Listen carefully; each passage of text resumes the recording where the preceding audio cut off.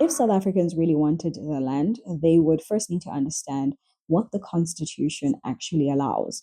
Because too often the debate around expropriation without compensation is clouded by misinformation and fear. Section 25 of the Constitution is what governs property rights and expropriation. It is carefully designed to balance private ownership with the public interest.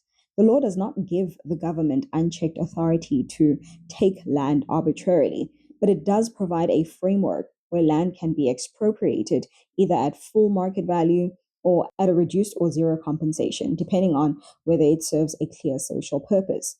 Courts have repeatedly emphasized that public interest is not just a slogan, it refers to goals like correcting historical injustices, promoting equitable access to land, and addressing economic disparities.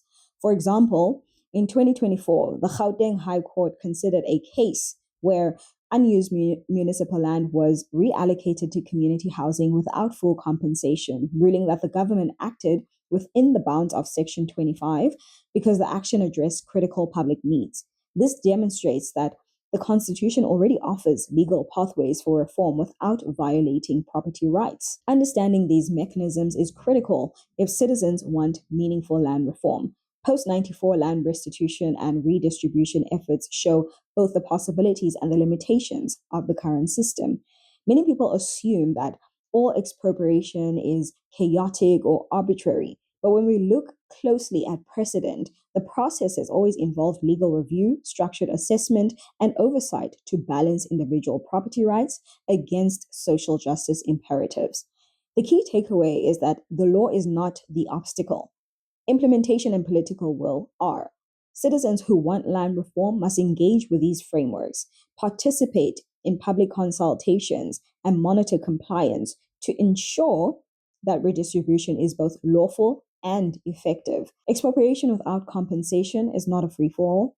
It is a targeted constitutional tool intended to address historical inequality while maintaining legal stability, and understanding this distinction is the first step toward any real change. If South Africans really wanted the land, they would need to confront both the history and the missed opportunities that have shaped current inequalities. Land dispossession under colonialism and apartheid was systemic, stripping the majority of the population of productive land while consolidating ownership among a minority. Post 94 reform policies, particularly the willing buyer, willing seller model, were intended to redistribute land fairly. But in practice, the process has been slow, cumbersome, and heavily dependent on the cooperation of landowners. By 2025, only around 9% of privately held agricultural land has been transferred back to Black South Africans, despite them making up nearly 80% of the population. This gap underscores the failure of past policies to meaningfully address structural inequalities. Understanding this history is essential because it explains why contemporary debates about expropriation without compensation are not radical, but rather a continuation of efforts to correct systemic imbalances. Looking at the numbers and policy outcomes shows that the issue is not just historical, it is a living problem. Today, rural poverty remains concentrated on landless households, food insecurity keeps on persisting, and agricultural productivity suffers because land is not equitably distributed or fully utilized. Critics often argue that land reform threatens property rights, but the structural reality is that failure to act preserves the inequality created by past dispossession. When citizens push for measures like expropriation without compensation, they are advocating not for chaos, but for a targeted approach to correct decades of systemic failure. Land reform is about economic empowerment, social justice, and the long term stability of communities. By tracing history, evaluating policy, and examining contemporary cases, it becomes clear that achieving meaningful reform requires both legal clarity and political commitment. If South Africans want the land, they need to understand this context, engage strategically, and demand solutions that actually address historical and ongoing inequities. If South Africans really wanted the land, they would need to engage with the economic realities of expropriation without compensation, not just the legal or moral arguments. There is a widespread fear that taking land from current owners could reduce private investment, lower agricultural output, and strain banks that have financed land purchases. These concerns are not without precedent. In countries like Zimbabwe, poorly managed land reform led to dramatic drops in commercial farming and a collapse in export revenues. But it is critical to distinguish between mismanaged policy and the principle itself. In South Africa, if reform is implemented with clear guidelines, support structures, and gradual integration into local economies, the result could be very different. For example, the pilot redistribution programs in the Eastern Cape have demonstrated that when smallholder farmers are supported with access to credit, training, and markets, agricultural output can actually increase and local communities see direct economic benefits. This suggests that fears of collapse are often amplified by uncertainty rather than inherent risks. Citizens need to see that expropriation does not automatically mean economic disaster, but rather a strategic tool to balance opportunity and productivity. Looking at both sides requires a sober assessment of costs and benefits. On one hand, investors may be cautious, banks might require additional oversight, and existing commercial farms may temporarily slow production. On the other hand, transferring underutilized land to marginalized communities could stimulate local economies, create employment, and distribute wealth more fairly. This redistribution can increase purchasing power in rural areas. It could support small businesses, and it could reduce dependency on state grants, producing long-term societal benefits. By comparing South Africa's situation with international examples where structured land reform was paired with government support, we can see that economic harm is not inevitable. It is also important to consider that continued inaction preserves inequity and it stifles broad-based growth. Citizens should be equipped to analyze these outcomes critically, separating politically charged rhetoric from data-driven evidence.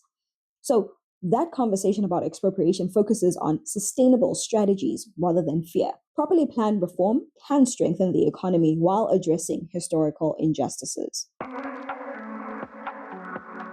If South Africans really wanted the land, they would start by understanding that expropriation does not automatically mean the loss of jobs in agriculture.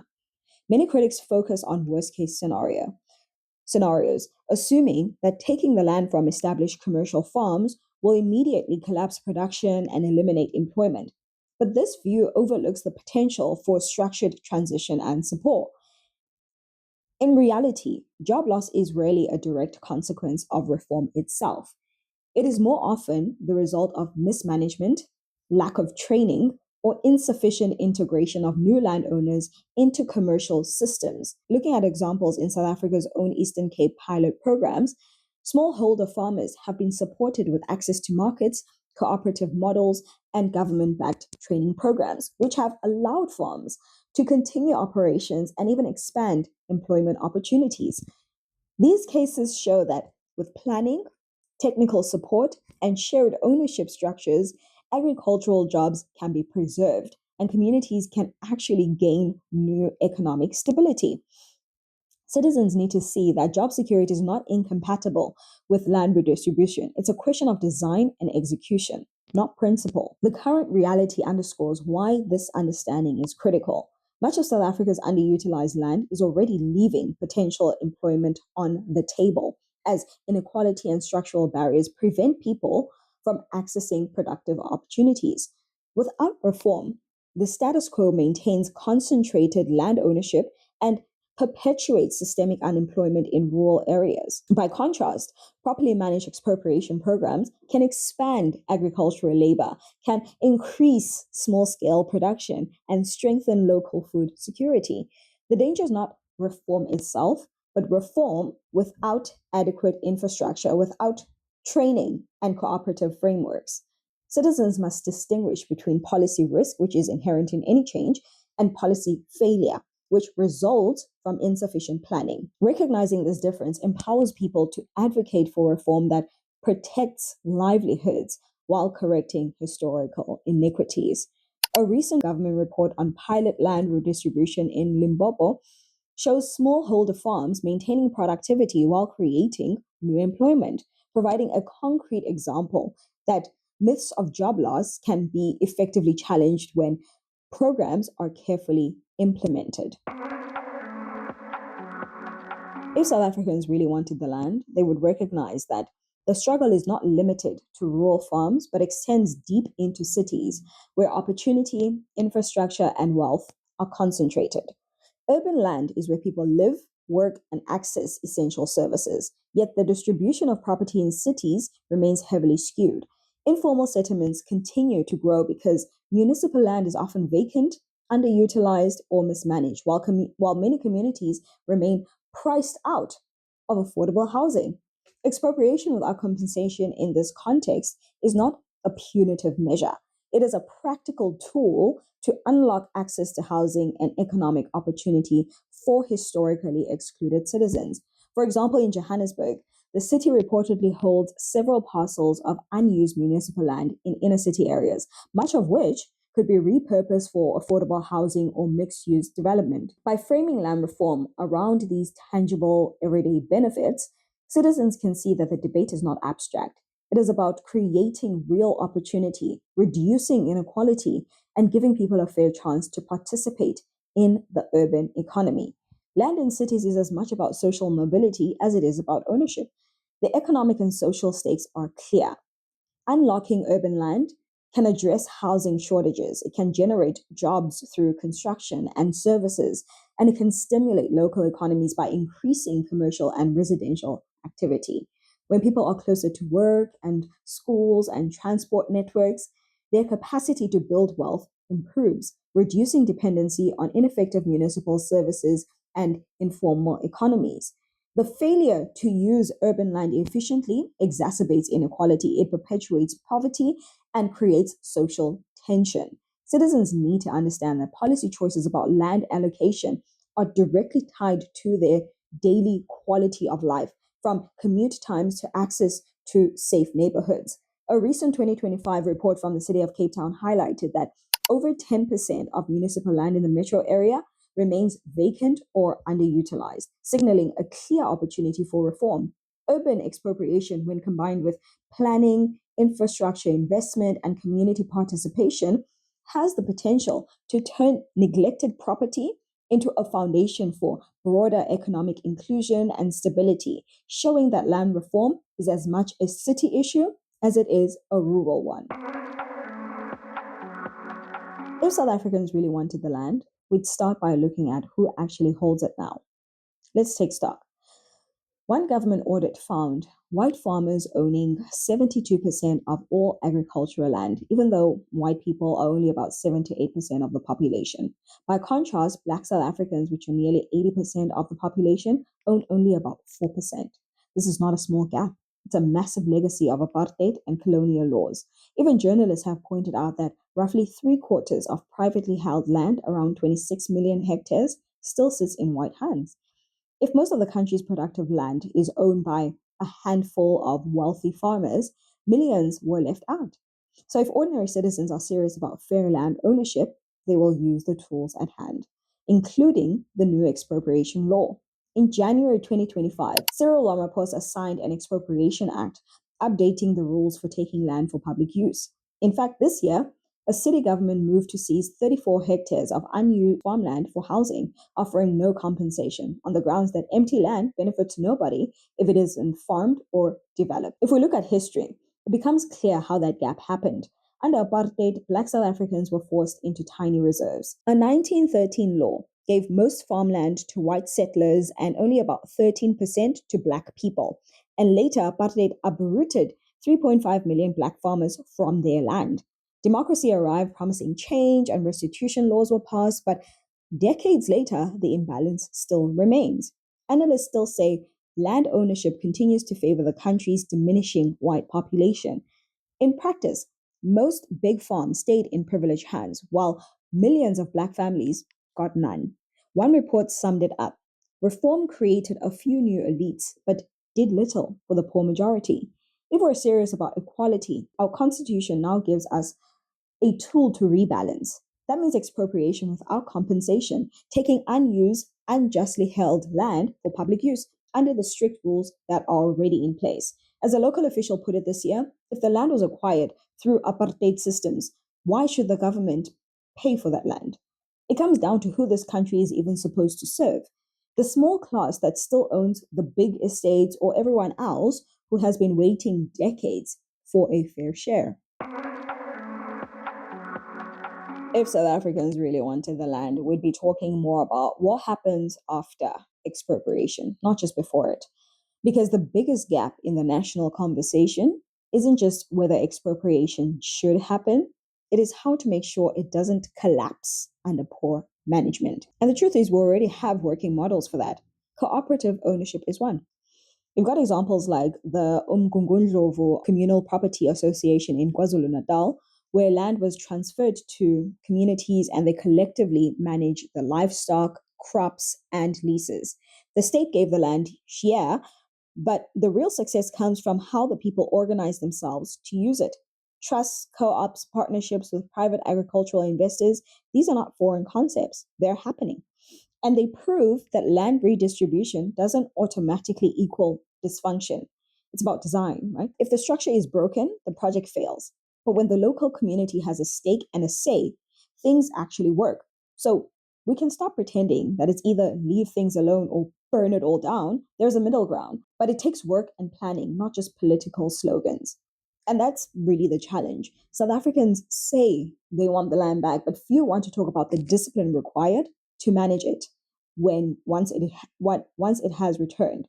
We're not just dealing with hectares and deeds, we're dealing with governance, access to tools, market logistics, and long-term planning. Community-led land reform has to answer real questions. Who makes decisions? How do profits get distributed? What happens when there's a drought or a failed crop season? That's why civic models matter. Not just because they feel more democratic, but because they reduce dependency on slow-moving government systems and corrupt tender chains. If the land is returned but sits idle or becomes a battleground over petty politics, then the reform collapses under its own weight. But if communities are trained, supported, and given a framework that they can govern, it becomes an engine for economic growth. Not overnight, but over time. So when people argue that expropriation without compensation can't work, what they're often describing is a failure of planning, not the actual principle. We can make it work if we want to. If South Africans really wanted the land, we'd have to look past the party slogans and focus on what actually governs how land is redistributed. Because the conversation today is almost entirely framed by politics, whether it's the ANC promising expropriation without compensation, or the EFF pushing a more radical agenda, or the DA warning about economic collapse. Headlines and social media posts make it feel like land reform is just a battle between parties, but that's not the reality on the ground. The reality is that constitutional law, property rights, and civic planning determine outcomes far more than who is in power. Take, for instance, the recent parliamentary debate in October, where ANC MPs and opposition members clashed over the criteria for public interest in land acquisition. The focus of the news coverage was on insult and party theater, but buried in the legal discussions were very practical mechanisms for implementation, valuation, timelines, and community consultation. Citizens who only follow the political drama miss that the Constitution already lays out checks and balances, and ignoring these details allows rhetoric to dominate policy, leaving the actual reform stalled. And that's why adopting a shareholder mindset matters. If we treat the government like a company we own shares in, then we focus on performance and accountability, not loyalty to a party line. When land reform is debated in ANC caucuses or EFF rallies, the conversation really examines whether distributed plans are feasible, equitable, or sustainable. The same goes for media framing. Sensational headlines increase clicks, but obscure the mechanisms that determine success or failure. Citizens need to ask, are these policies following Section 25 of the Constitution? Are resources being allocated efficiently? Will communities actually benefit? By measuring outcomes instead of speeches, we can separate political positioning from constitutional and civic realities. That shift in perspective turns passive observation into active oversight. We can insist that every rand of public resources and every hectare of redistributed land serves its intended purpose. And we stop letting partisan spectacle dictate the future of South African land reform. Understanding politics is important, but understanding implementation is critical. If South Africans really wanted the land, they would start by understanding the legal framework that governs it, rather than just the headlines. Because land expropriation without compensation is not a free-for-all. It operates within strict constitutional and judicial boundaries. Section 25 of the Constitution sets the ground rules, and over years, courts have clarified what public interest really means and when zero compensation is permissible. Citizens who only follow political commentary often miss that courts acts as a check on both government overreach and private resistance. By studying these precedents, South Africans can see that effective land reform is not about force or rhetoric. It's about structured, legally defensible action that balances historical redress with property rights. And understanding this is essential if citizens want to advocate intelligently for equitable outcomes. And that is why legal literacy is central to civic engagement in land reform. Knowing how judges have interpreted compensation and property rights and public interest helps citizens separate the political noise from actionable policy. Court rulings provide a roadmap for what is constitutionally permissible, and they also reveal where government proposals may overstep or even fall short. Without this knowledge, advocacy risks being symbolic rather than strategic, and opportunities to push for reform can be wasted on debates that ignore enforceable legal mechanisms. For instance, the Agri-SA versus Minister of Rural Development ruling in 2024 clarified limits on arbitrary state action, showing that procedural fairness and proof of public benefit are non-negotiable. Understanding these cases empowers citizens to engage government processes confidently, to submit informed public comments and monitor implementation. In other words, real influence comes not from protesting or tweeting only, but from grasping the interplay of law and policy, recognizing what the courts will uphold, and applying that insight to hold government accountable. Legal knowledge transforms passive frustration into strategic, effective civic action.